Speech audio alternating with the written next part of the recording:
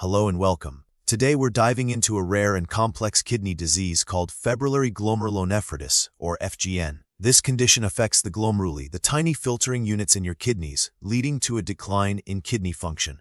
Join us as we explore its causes, symptoms, diagnosis, treatment, and what the future holds for those affected. The precise cause of fibrillary glomerulonephritis remains somewhat of a mystery. It's classified as an idiopathic disease, meaning the exact origin is unknown. However, research suggests that it might be linked to immune system dysfunction, where the body's defense mechanisms mistakenly attack the kidneys.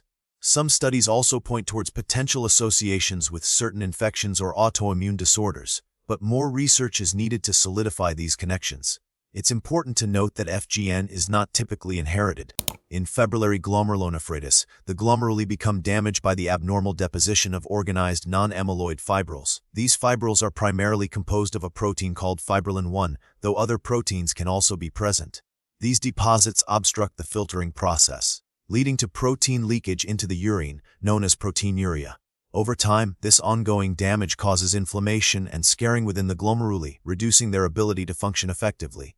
Consequently, kidney function gradually declines, potentially leading to kidney failure. Fibrillary glomerulonephritis is considered a rare disease. Accurate epidemiological data is limited due to its rarity and the potential for misdiagnosis. Studies suggest it accounts a small percentage of all glomerulonephritis cases identified through kidney biopsies. It affects both adults and children, with a slight predilection for adults, particularly those in their 50s and 60s. There's no known significant difference in prevalence between men and women. The signs and symptoms of fibrillary glomerulonephritis can vary, but some common indicators include proteinuria, or excessive protein in the urine, hematuria, which is blood in the urine, edema, swelling in the ankles, feet, legs, or face due to fluid retention, high blood pressure, or hypertension and fatigue, resulting from reduced kidney function and the buildup of toxins in the body. In some cases, the disease may be discovered incidentally during routine blood or urine tests before any noticeable symptoms appear.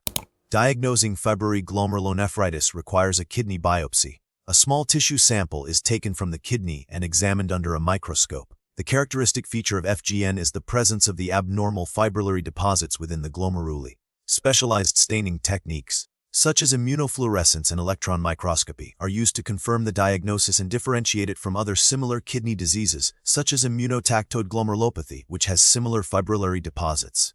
Differentiating FGN from amyloidosis is crucial, as treatments differ significantly. While there aren't distinct subtypes of fibrillary glomerulonephritis based on specific pathological features or clinical presentations, it's important to consider its potential association with other underlying conditions.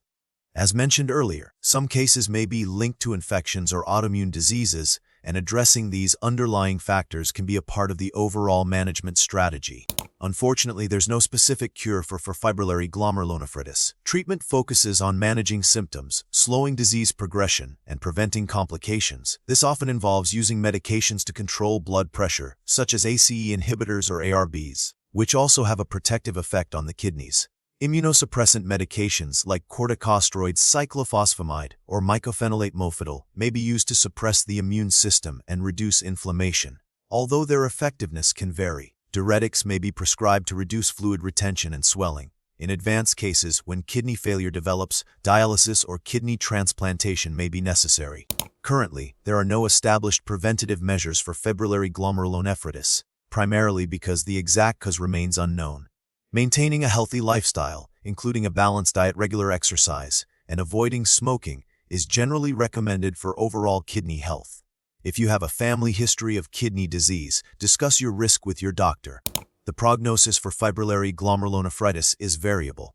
Some individuals may experience a slow progression of the disease over many years, while others may progress more rapidly to kidney failure. Recent research is exploring the use of novel therapies targeting the immune system and the fibrillary deposits themselves.